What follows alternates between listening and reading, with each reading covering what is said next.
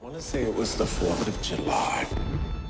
We were going to meet at midnight, but she never showed up. She was in danger. I was there when they pulled her out. Marsha was so full of life. Marsha P. Johnson was the Rosa Parks of the LGBT movement. Darling, I want my gay rights now! Her case has been cold for 25 years. The police just brushed it off. I'll get to the bottom of it. There's a massive number of trans women who have been murdered. And they're yelling out from their graves for justice.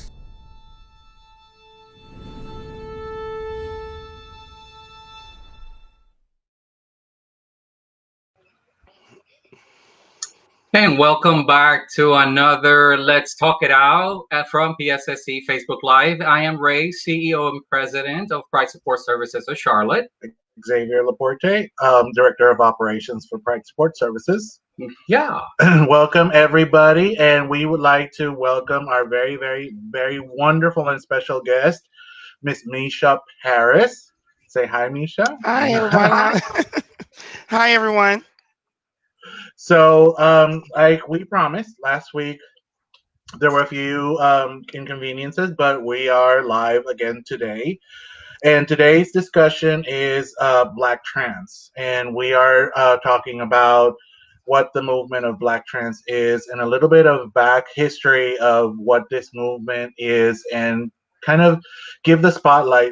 As we discussed last week, you know, we've been surrounded by the entire situation with George Floyd and the Black Lives Matter movement.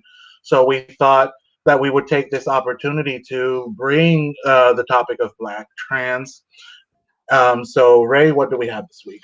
So definitely, so we want to discuss Marsha P. Johnson and, you know, and her fascinating story that resonates till today within not only the trans community, but the whole entire queer umbrella composed of the LGBTQ plus community, and who she was and what she meant and means for us these days.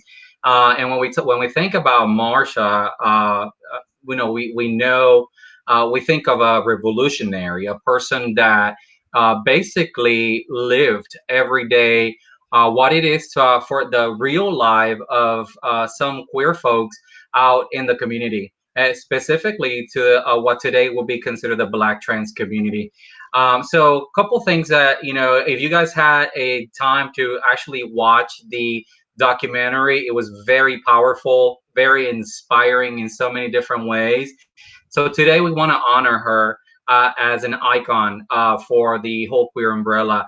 You know, so we want to kind of talk a little bit about the documentary and you know, some of the things, highlight some of the points of who she was and what she did. I'm sure that everybody or most of us in the queer community know who Marsha P. Johnson is, but just a little bit of background and history on Marsha. She was born in 1945, and as we all know, unfortunately, she was found dead in the Hudson River in 1992. She was known as a Black American gay liberation activist, and she actually self-identified as a drag queen.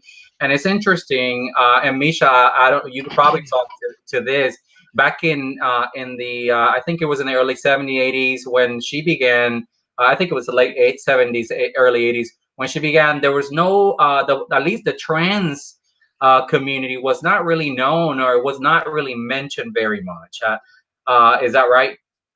Yeah, most trans women back then were closeted. They did not want people to know that they were transgendered women because it was easier life for them.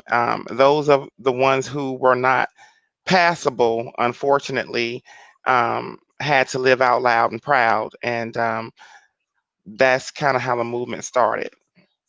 Yeah, that's awesome. And you know, a part of her story, and she's done so much, she did so many wonderful things. And you know, when I go back to her history, this is a person who began wearing dresses at age 5. and then all of a sudden, had to stop because of the social, stigma and family, and also religious beliefs and whatnot. It's interesting to know that, and I want to point this out because this is the reality for a lot of our trans community, and we're focusing today on our Black trans, and I wanna, like Xavier said, yeah, with the whole BLM movement and everything, which we proudly support, but we also want to take from the pool, the Black trans, because there's a lot of important factors that we need to know and understand about the Black trans, and we want to bring that to our, the people that view us, and through this segment, and elevate that. So I just want to put a disclosure that this information that we have is not our own. We actually got it from sources throughout the different sources in the internet. But she was assaulted. She was a victim assault by an adolescent boy at a very early age. She moved to New York City just with $15 and a bag of clothes. She waited tables in the Greenwich Village, which in 1966, which she was very known in that community a lot. And and initially, it's funny because initially she was the moniker of Black Marsha, but later then she changed it to the drag queen named Marsha P. Johnson. And then talking about, like you said, back in the days, the trans community was a really hidden community, right? And as she identified as gay, transvestite, and as a queen. And it's funny because it would be what we call gender nonconforming these days. And again, because of transgender as a term was not utilized back in the days very much. But I do want to point out that she was one of the first drag queens to go to Stonewall Inn after it was allowed, and she was part of the uprising riots after police set Stonewall on fire. She lived in the streets as a sex worker. She was arrested for more than 100 times and shot once in the late 70s. And it was in 1970 when she unfortunately had a mental breakdown, according to sources. From these sources that I was getting this information, it says that she would even walk naked on the streets, although several times she was treated under medication. But I just want to point the reality of some of our trans community and what they actually go through and what Marsha went through. And I want to say proudly to get us to where we are at today, because not only she did this today to inspire and benefit the trans community, but she did this for the whole entire queer community. Mm-hmm. Yeah, she was a trendsetter, and she basically set in motion the entire queer movement and the LGBT rights movement. And going back to her mental health, it just depicts the reality of what not only the queer community goes through, but specifically our trans community, right, and our Black trans community, what they go through, the having to live the life that they live, and having to go through the things that they have to go through. It really puts a lot of pressure, and it impacts their mental health in so many ways. Misha, do you have something to add to that? Well, I'm glad you spoke about the mental health part of it, dealing with Black trans community, because being transgender is already a hard situation in America. When you add the word Black to it, it's 10 times harder, because my community rejected me first, the Black community, and so then you look for love somewhere else, and in the gay community, and then they don't understand you, then they reject you. So then it becomes this mental thing. Well, am I, who am I? What am I? So you kind of get in your head. So I can understand back then when Marsha was going through what she was going through, that it was probably very, very difficult for her to identify, and she might have had some mental issues along the way. Not only that, just dealing with discrimination year after year after year of your life, every year of your life, every month of your life, you're being discriminated against. That could cause mental issues and you, and I think that it needs to be addressed. The main topic that needs to be addressed when it comes to Black transgender Absolutely, people. absolutely. Go ahead, Misha. No, I was going to say people who identify as trans. It doesn't have to be a trans woman, trans man. But when you are Black, you already have that to deal with, and then you add trans with it. It's just double hard. Yeah. Absolutely. And, and I want to kind of slow and I want to make emphasis on two things that you're saying, right? The first thing is to be a Black person, right? And we know where we're at today with the Black Lives Matter movement, the discrimination, the racial discrimination, everything that is for years and years have been happening. And finally, it's being addressed today, right? And then, like you say, being rejected by your own community, right? By your own family. It's not an easy thing. And I want to point that out because most of us in the queer umbrella can relate to the rejection of family members.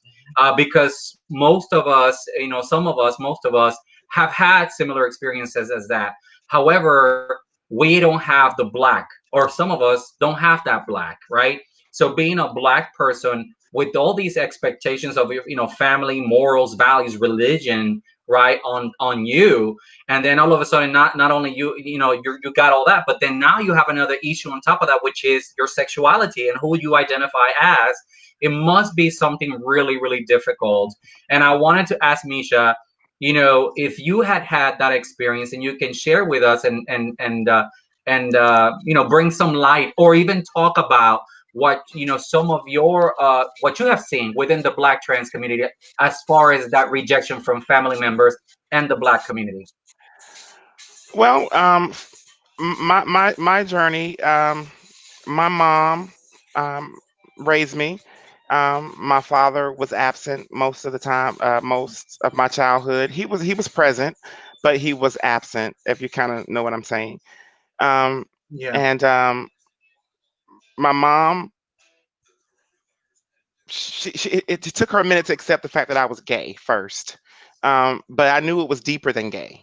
Um, uh, and so we fought about that. And so as I was still identifying, trying to find out who I was, as I knew it was more than just gay. I knew I wasn't gay because when I would go around gay people before my transition, they would tell me I was too feminine to hang with them. I'm like, well, we are gay together. Oh, but you're too feminine, girl. You just, oh my God, I can't go out with you. You're just too gay. And I finally realized what it was and who I was. And when I took that to my mom, she said, well, why can't you just be gay? She said, why can't you, why do you have to be transgender? I don't, it's like, she was like, oh God, that's just too far. Now I had a problem with the gay, but you're talking about trans. I can deal with the gay now. This baby, please just be gay. Don't be trans. Um, and that was basically my struggle of trying to get her to finally realize that this is just who I am. We got there. It took some prayer. It took some tragedies to happen for her to realize that no matter what we went through, I was still her child and she was still my mom. My father, on the other hand, who was absent in my childhood, was totally accepting. And to this day, we have the best relationship. Of me being a Black transgendered woman. Now, my journey is not as hard as a lot of some of my sisters. I was not put out of my house. I was not put on the streets. I didn't go through a lot of the struggles that I know a lot of my transgender sisters have went through.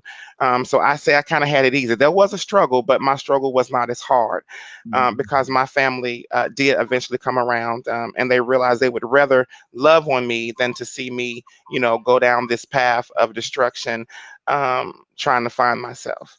But so many times, so many of my transgender sisters are put on the street. They have to fall into prostitution. They have to live pillar to post just as they're going through their journey of transitioning.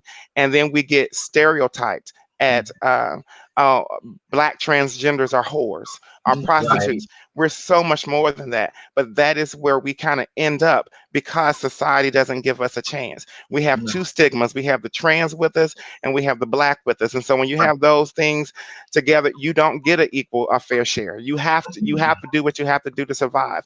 And that's just kind of what I wanted to put out there. Don't prejudge black trans women as being prostitutes or whores. They want to do so much more. But a Yes. lot, you have to do what you have to do to survive.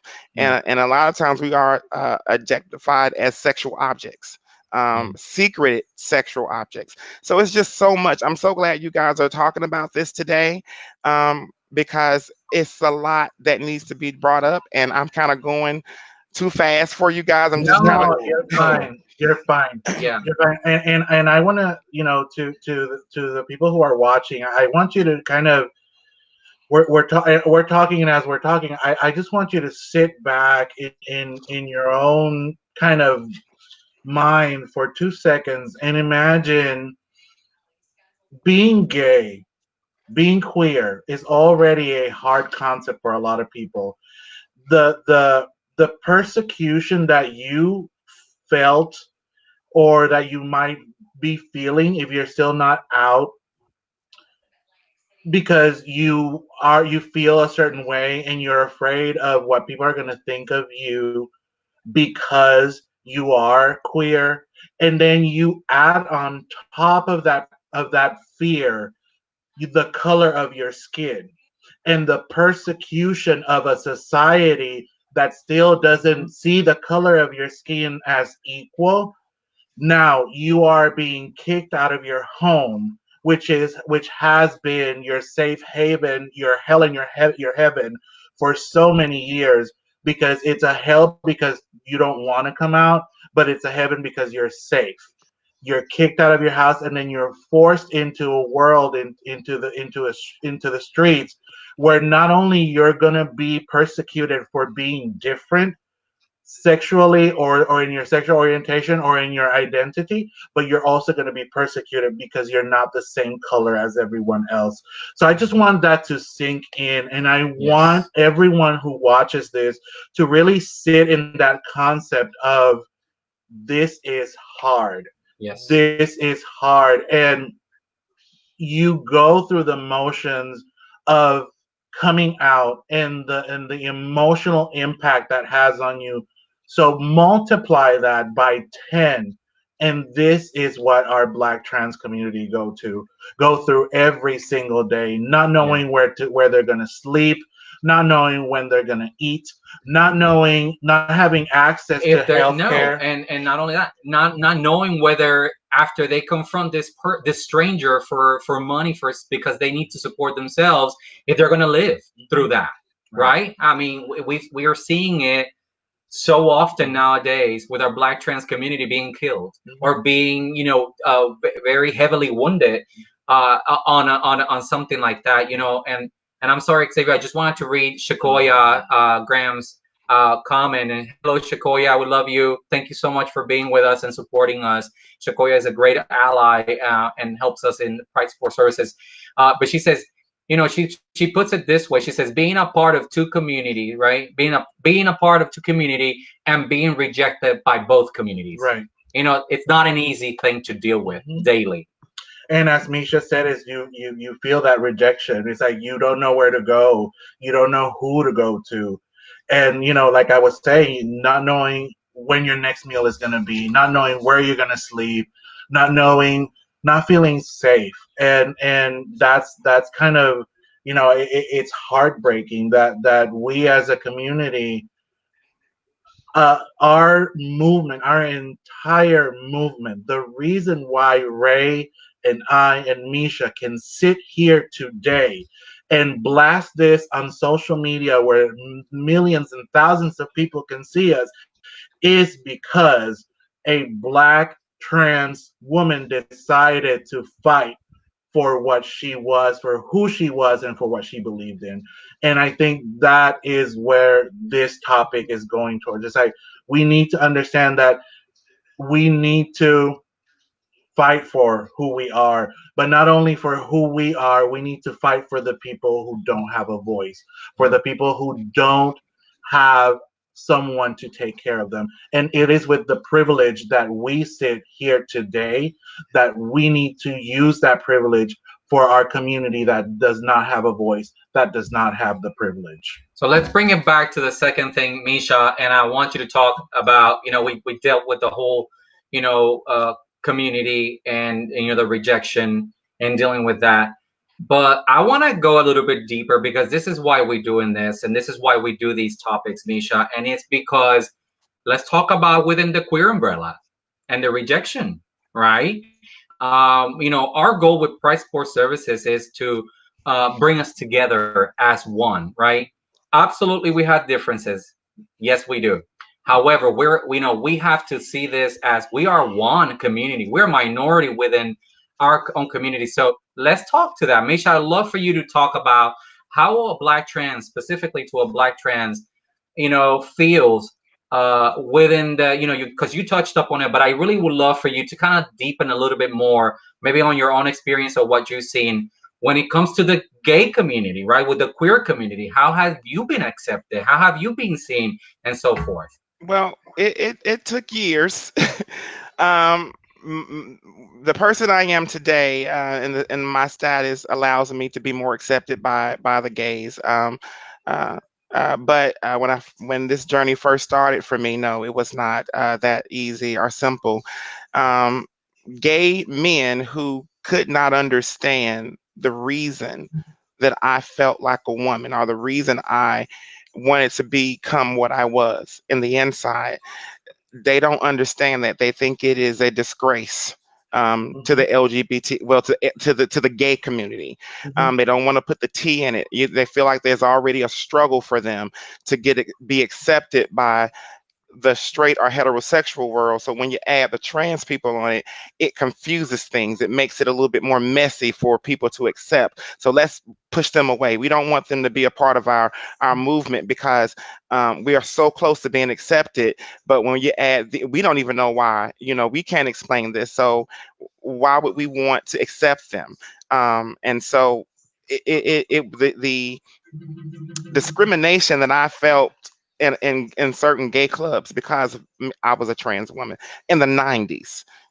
Today it's not as bad. We're getting there. It still exists. I still get looked at by some gay men as, oh, I can't believe, it's still that stigma, but it's not as bad as it was in the 90s. In the 90s, it was awful. That gay men, I didn't feel safe around gay men. I didn't feel safe around straight men. So it was more or less I'm damned if I do, I'm damned if I don't type of situation back then. But it's better now. Don't get me wrong. Gay men, they seem to understand why we are who we are and what we go through.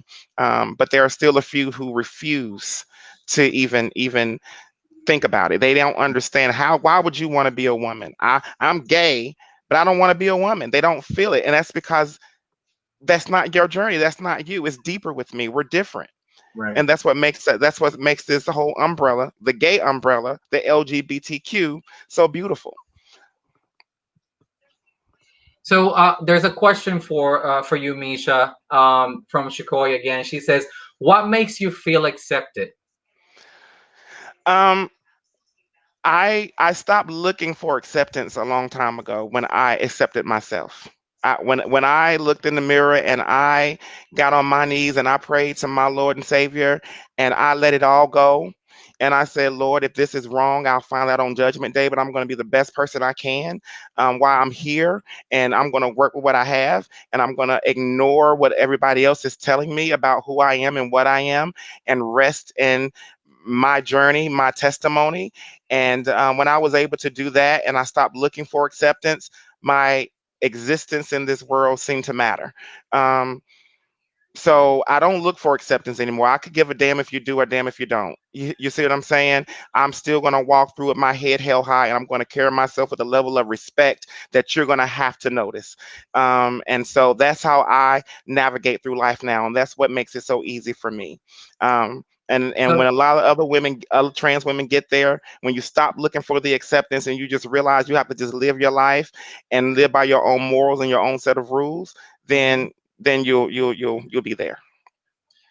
Yes, thank you, Misha, for sharing that feeling of yours with us this evening, and answering that question. We definitely want to say that we do, right, have seen some good changes, positive changes. Going back to that original thought of about that component within our own queer umbrella, we definitely have seen some improvements. I think that we still got to do a better, push a little harder, push a little harder, and you are known in the community. Most people know you from your shows and what you do at Scorpios and so forth, which is an amazing job, by the way, I have to Thank you. say.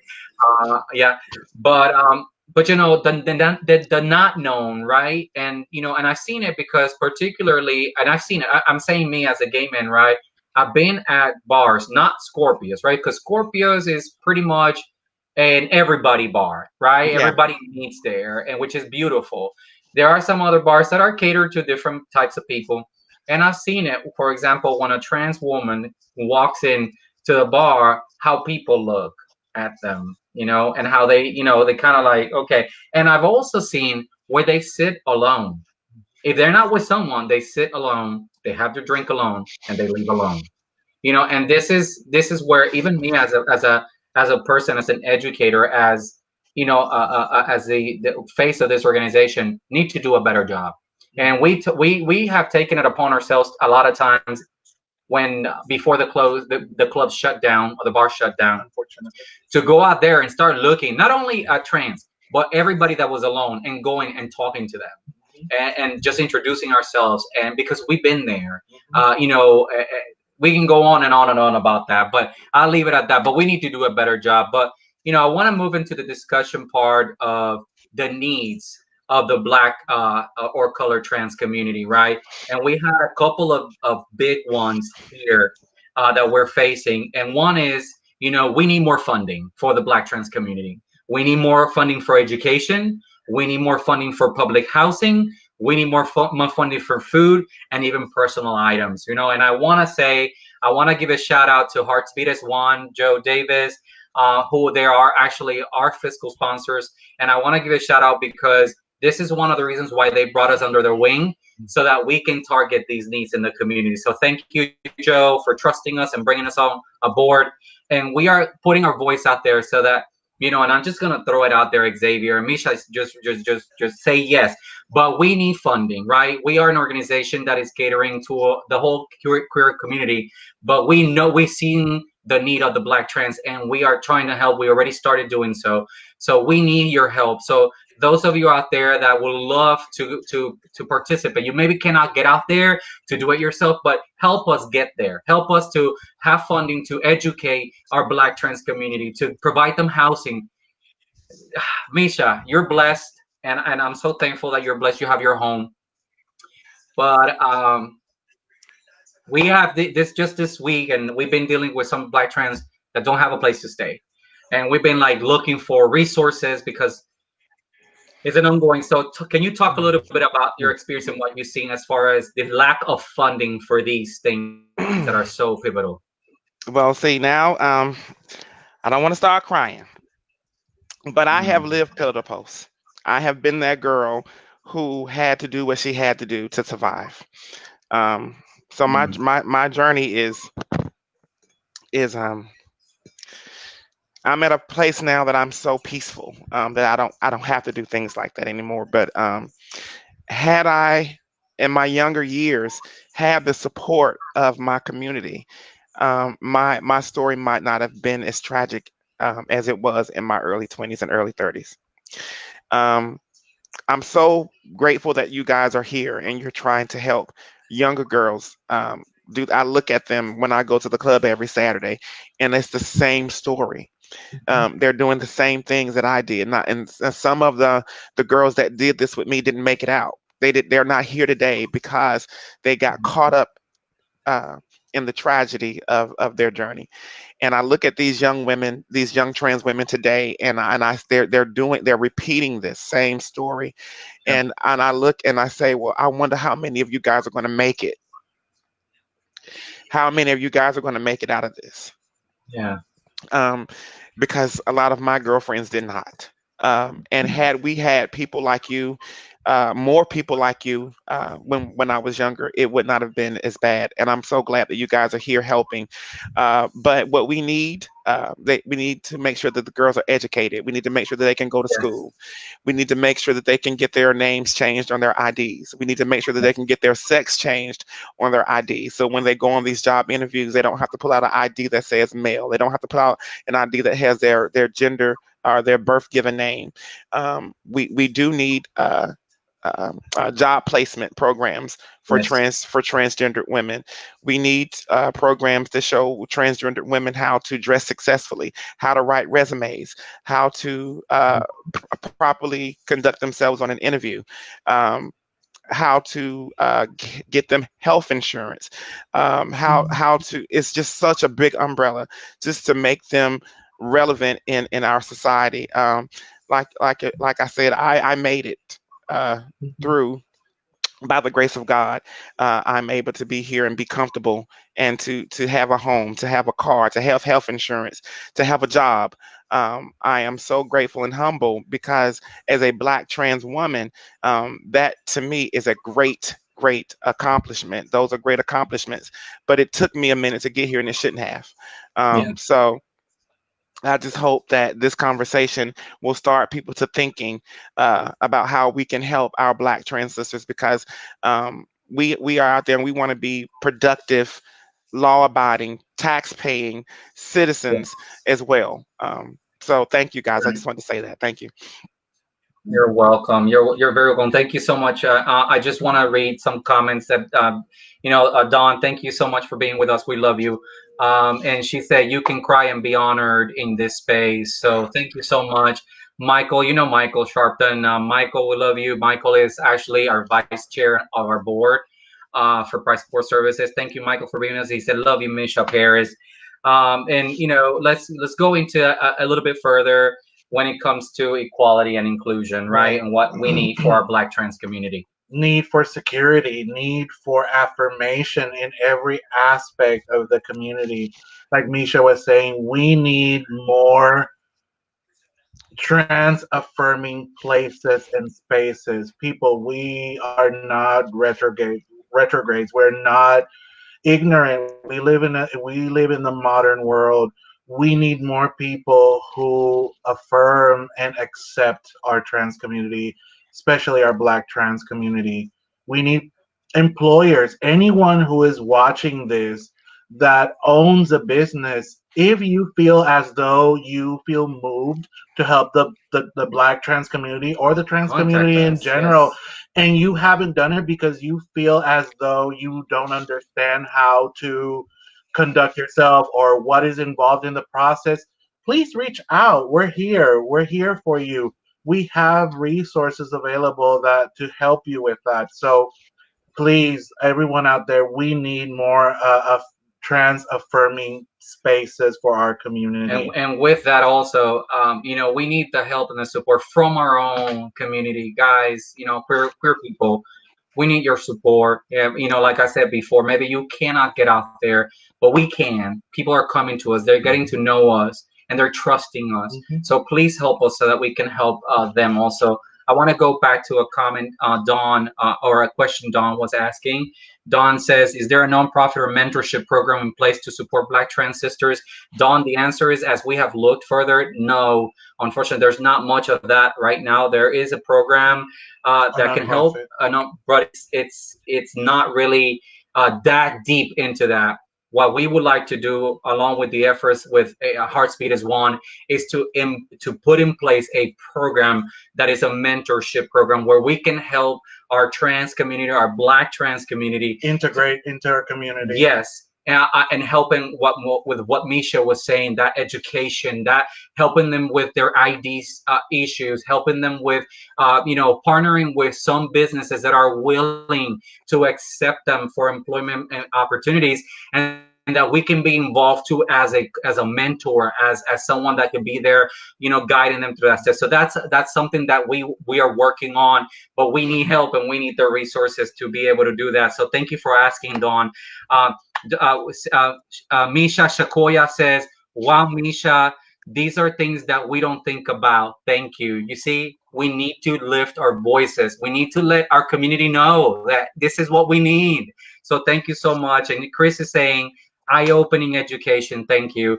So let's keep going real quick because this is important. And and Misha, if we can really talk to the reality of sex workers and the Black trans, and I wanna, I guess what I would like for us to do is to educate our community and talk a little bit to that. Why is it that a Black trans person is so much more likely to fall into the sex working to survive? Can you talk to that, please? Yes, absolutely. Most of the Black transgender women at an early age are don't finish high school for the same reasons I just mentioned, the needs that we just mentioned, because they're put out of their homes. Their parents don't accept them, so they don't get to finish high school. They don't learn how to become functioning, responsible adults. And it's more so for Black transgendered women. Don't get me wrong. Transgender women of other races, they do have these same issues, but it's more disproportionate for Black trans women to go through this, and they're not educated. They drop out of school. They get you. A friend of mine used to tell me back in the day, a bitch got to eat. A bitch, Yes. a bitch got to eat, and so. Yes. When you get hungry, you're going to do what you have to do to survive. And so they turn to that because Black trans women are the sexual object of so many down low men um, that will sleep with them in one breath, but in the next breath take their life because they're ashamed that they did it. See, now we're going there. I was trying not to go there until you brought it up. No, go there. Go there. Um, and so you get this mentality when you're a young Black trans woman, is this is what you're here for, to do this. This is all I'm good for. I don't know anything else. And you start to think like that, and you get caught up in it. And when you think like that, your personality, your attitude shows it. And so bringing it all tenfold is when gay men see that type of person, they turn their nose up, ugh, not realizing that there's something deeper within that Black trans woman. And instead of saying, let me reach out and say if I can help her, they judge her and say, oh, she's trash. Look at her, she's trash. You don't understand why she's where she is. You never took the time to figure out why she is where she is. And unfortunately, because we're all grouped together, the LGBTQ, when a straight person looks at her, unfortunately, they're going to associate her with you. And they turn their nose up at the whole alphabet crew, as Dave Chappelle would say.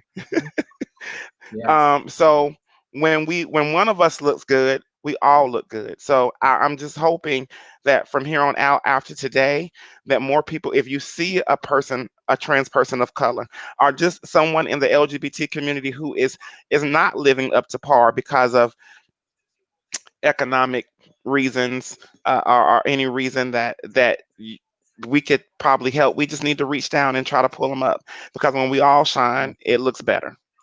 Yeah.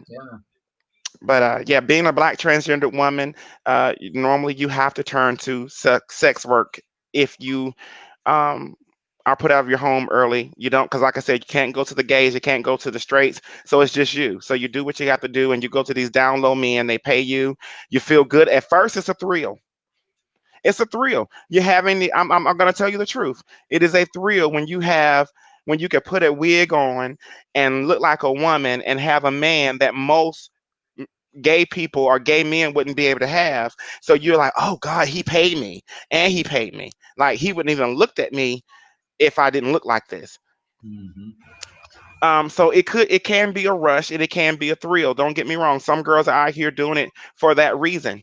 But the girls who don't want to do this, who really are just doing this for survival, it's because their journey started early. Most likely they were put out of their home. They don't have anywhere to turn. They didn't get the proper education. They don't have a proper ID. They don't Yes. have health insurance. So they do what they do. Right. And that brings us to the mental health piece, right? The trauma that they go through in terms of, sometimes, as Misha said, sometimes it's as easy as, and I want to use easy, it's not the word that I would like to use, but sometimes it could be as easy as going out there and getting the money, but that's not the case all the time. Yes. Sometimes it's a situation of rape, it's a situation of molestation, Yeah. it's a situation of being Abuse. abused, physically Abusive. abused, verbally abused before this happens. And Shakoya is mentioning, and thank you, Shakoya, for that comment. Most of these girls, when they go to seek help, they send them to a shelter, but they don't send them to the women's shelter. They send them to No, the men's shelter. no.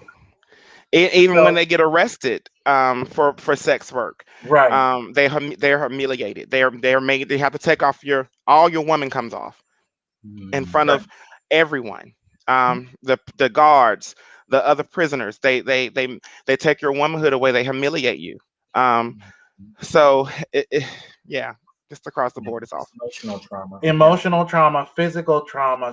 social stigma, suicidal risk, rejection, low support. I want everyone who is listening to this live session to hear this. Emotional trauma, physical trauma, social stigma, suicide risk, rejection, low support. This is what our trans community, our Black trans community, goes through every single day of their lives.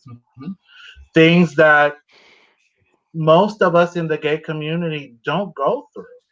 We do have some social stigma, we do have some rejection, but mostly we can stand proud anywhere we go. We can pass. Let's put it that way. We can pass. But that's not the reality for our trans community and for our Black trans community. So whoever is listening to this live session, please, please, please, whenever you see a Black trans girl in the street, before turning your nose up, ask them if they have eaten. That's right. Ask them if they have a place to stay. We do it all day, every day for homeless individuals. Why is our Black trans community any different? Right, and that's what we're trying. This is our efforts. We're trying to get to that. One of the questions that Dawn was asking is, she says, as far as changing your ID and what the process is, Misha, I don't know if you have experienced that yet. Have you been successful to change your ID, and how did you do that? I got a lawyer because I'm lazy, unfortunately. To handle my process, but it's very easy. You have to go get fingerprinted in the state of North Carolina. I'm not sure where Don is, but in the state of North Carolina, you do have to go down. They take you through a lot. You have to go downtown. Have to get fingerprinted. You have to pull your record. You have to go to the magistrate. You have to do so much, fill out a book long paperwork, and I think it's like a $75 fee that you pay to get your name changed. But I just went through a lawyer. I didn't have time to do all that. But I think there are different organizations now that are helping trans women change their name and their ID. I do know that if you go to your doctor, if you have a Dr. Don, your doctor can help you with your sex identity on your ID. That's what happened for me. My doctor filled out some paperwork. I took it to DMV and they changed the sex on my ID. So I would tell her to look locally wherever she is, and just find out the rules that she would have to go through in her state because they're different. Yeah, and we would love, Misha, if after the segment, sometime soon we can get together and we can obtain that information so that we can also be a source for our Black trans community if they need us to help with that process, that we know the roots and what to do to facilitate that. And I'm just going to throw it out there. If anybody that's out there and has this kind of money, we need, and what Price Support Services is aiming is to get a home, a house, so that where we can host, right? When we can do short-term living for our Black trans community. If anybody can help us with that, I'm just gonna throw it out there. Please, we need it. We need the support, because that's one of the targets that we want to do, to where we can take these women out of the streets and rehabilitate them, educate them, take them through all of the processes so that they can get steady employment, education, food, be safe, and then also, kind of reestablish them back into the community. So I'm just going to throw it out there, and God, Lord, I know God will take care of, because I know there's people out there capable of doing that for us as well. Don is saying, is transportation and the $75 a roadblock? Well, Don and Misha, I'm gonna answer this. But Don, I think yes. To answer the question, yes, it is a roadblock, but that's just two parts of the roadblock. Then it like Misha was saying, the access to medical care, so the doctor can fill out the paperwork. It's going to the DMV. It's transportation. Is the money to do that process. Yes. Most of these girls don't even have $75 for them. It could be the difference between sleeping on a bench in the park or getting a cheap hotel. Yes. So when you put those two things together, their ID is really not important, especially when the stigma that they carry with them is that what is the ID good for if they cannot even get a job because they're trans. So yeah, it is, Don. It's definitely a roadblock. And then also, let's talk a little bit to the transphobia realities, right? Which we're talking already, right? It's really difficult for our trans community, specifically our Black trans, to get employment. And a lot of people will say, well, why can't they work? Well, it's not that easy for a trans person or a Black trans to really get employment. It's really difficult. That's why we want to partner up with businesses that are willing to help us provide employment opportunities for our Black trans community. Living, again, I just threw it out there. We need a house. School, partnering up. And Shakoya was saying something about a resource list. Shakoya, we're working on that ourselves so that we can have a resource book in this part of our partnering up with other organizations and people who are willing to help us out. Thank you for asking that. The medical care is a big, big, big, big component. Right now, we have two facilities that we are partnered with that we can get our trans community, our Black trans, taken care medically if they need so. And our mental health, this is what we do, so that we can provide the mental health component to our trans and our Black trans community. So so real quick, I just want to point out, because we are about 9 minutes to be done with the segment today, but the dangers of being a Black trans person, right? And I just want to, part of this segment, and I told Xavier, is I want to, name 9 of the Black trans that were killed thus far in 2020. But before we do that, Misha, I'd like to turn it over to you real quick. Can you talk about the dangers of being a Black trans every day out there?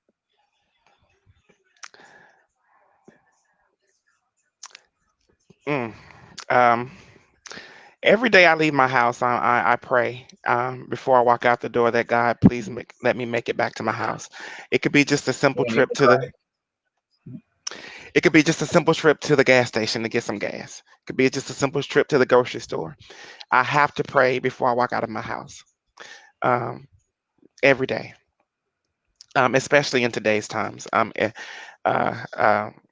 Being Black and trans, I feel unsafe. But I know that my Maker is with me. I know I have angels walking with me. But let's just go a little deeper.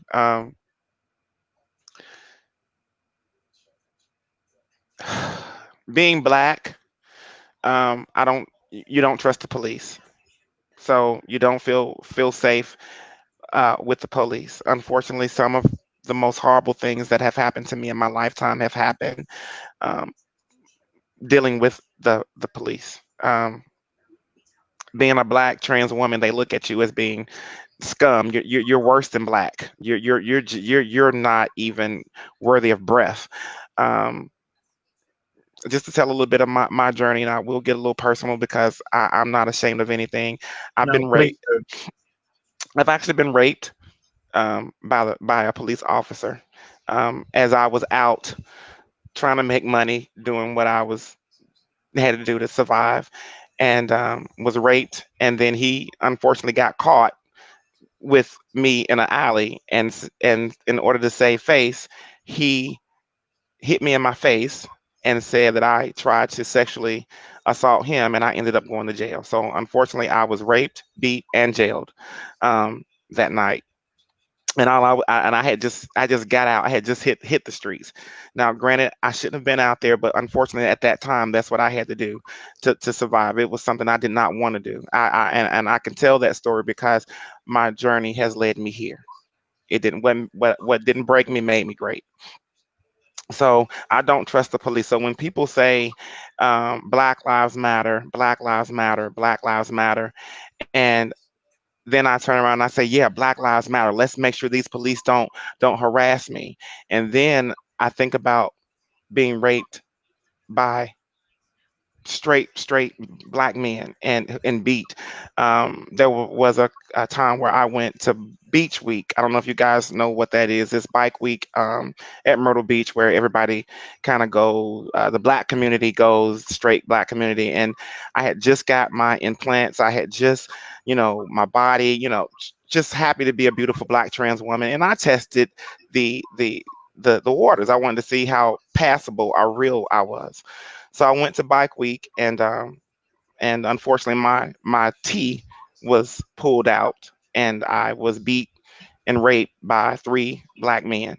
So kick, spit on, call names, faggot, So it's like I want Black Lives to matter, but I want it to matter, and I want the black people, my community, to understand that I am black as well. So I've been hurt by the police just like you have, but I've also been hurt by you. Um, then you get to the white community. I remember in high school doing track practice. This is before any of the transgender came into play. Running through a predominantly white neighborhood doing track practice, and running for a long cross country, and a family that happened to live on the street I was on let their pit bulls out on us, and we had to literally sprint for our lives to get away from these dogs. So I have been attacked and hurt by all of it. When I walk out of my house now today, I'm like, if someone can tell I'm transgender, just because there's so much hate in the world right now, and I could just be minding my business, I could get attacked. I could be in the wrong environment and could get attacked because I'm black, had nothing to do with me being transgender. And if I call the police, if they see that I'm transgender, will they protect me? So all I can do when I walk out my door every day is pray. Yeah. Because that's the only person, or the only life, that's the only thing I trust, is my maker, is my God. I don't trust anybody else to keep me safe. And unfortunately, that is the story of a lot of black transgender women. It might not be the same, it might not be exact, but it's very similar. Absolutely. Thank Misha, from our hearts. Thank you so much for being so vulnerable with us. Thank you so much for sharing your own life experience.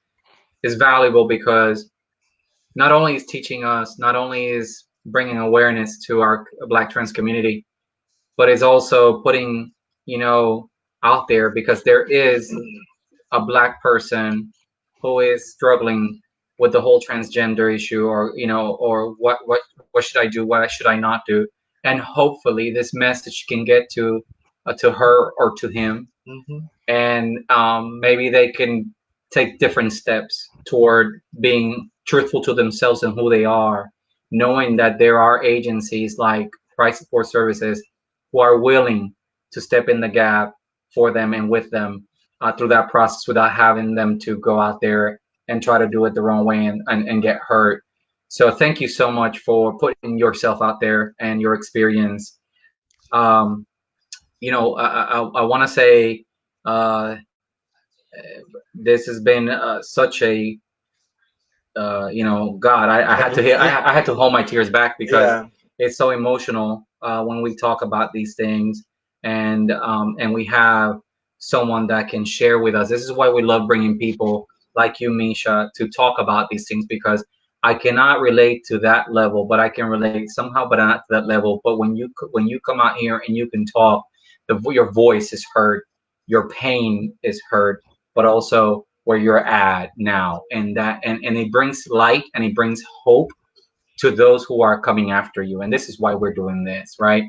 But I do want to, as we're closing right now, 4 minutes into it, I want to read the list of our Black trans people that have been killed So far in in 2020, 2020. Go ahead. Monica Diamond, North Carolina; Nina Pop, Missouri. Missouri; Tony McDade, Florida; Dominique Remy Fells, Pennsylvania. Pennsylvania; Rhea Milton, Ohio; Brayla Stone, Arkansas; Mercy Mack, Texas; Shaki Peters, LA; Bree Black, Louisiana. oh, Louisiana.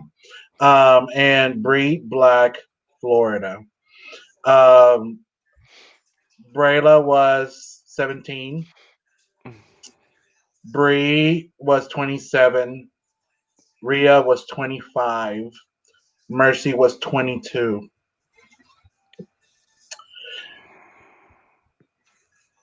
I have no words to.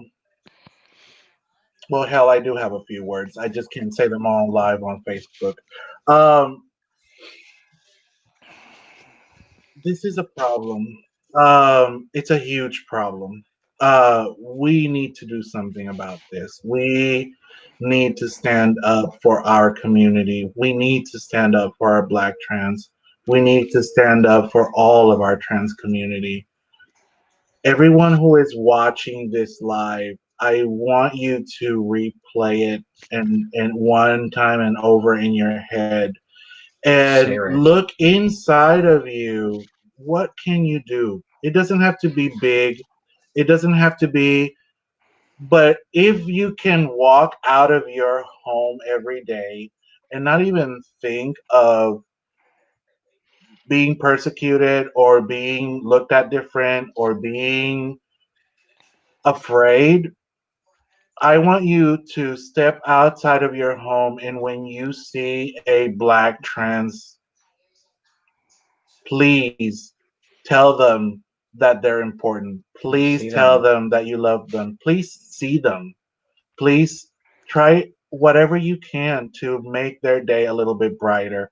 I know that most of us can't walk we can't walk out there and save the world in one day, but any step that you take towards making someone else feel be seen and feel that they're being seen makes a difference.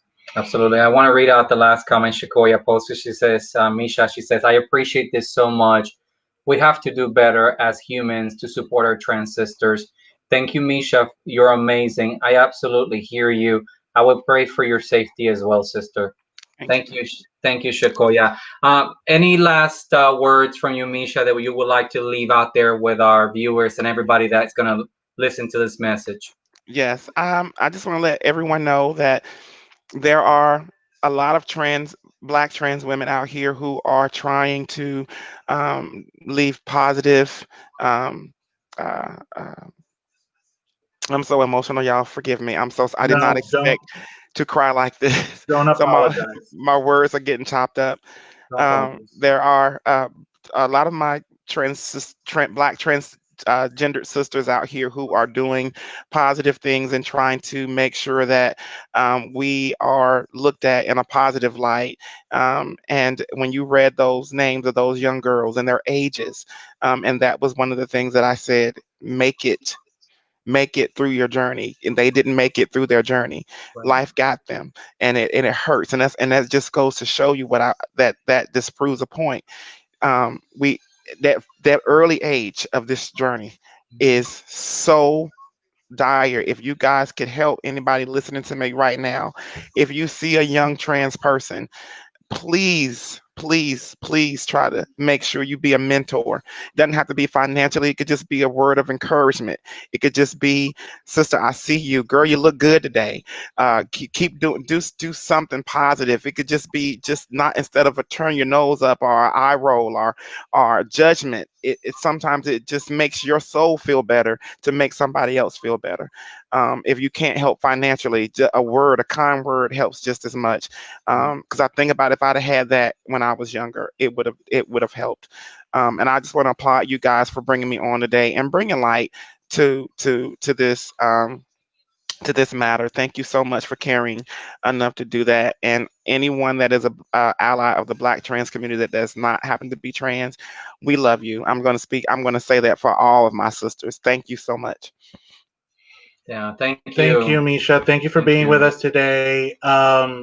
Misha, if there's one thing I can say is, please stay with us, stay involved with us. Yes, please. We need you as much as the We need Black mentors. trans community needs us all. We need you as part of us, so that way we can move this forward. Yes. Dawn is saying that she wants to get in contact and connect with you. Okay. So stay for like a few minutes after we end the live session, so I can give you her information. Yes.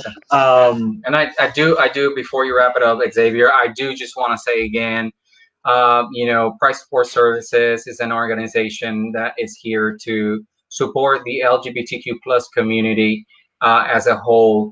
But we are working on establishing different programs, such as our Black Trans program, which is directly to support our Black trans community in all of these things that they need. And we need your help. We're a nonprofit 501c3, but we do need everybody out there to please support us so that we can support this community that so much needed. We thank you. We ask that you continue to stay put in what we're doing. And you can reach us through info@pricesupportservices.org, or you can send us a message here on the Facebook. Again, I just want to point out that we are actually partnered up with Heartspeed as one. So you can also look us through their website, and but we're here, but that's for them. And that's soon to be our home, yes, our new home, pretty soon. So we will be giving you the address very soon. Yes. So we hope it is a home for you guys as well, everyone out there watching. Misha, again, thank you. We love you. Thank you so much. And for everyone out there, as I say always, we are here for you. Yes. We are nothing without you. So please support us in supporting our community. Thank you very much. Have a great weekend, everybody. Take care. We'll see you soon. Misha, just stay here with us for a minute, okay? Okay. Bye, everyone. Bye.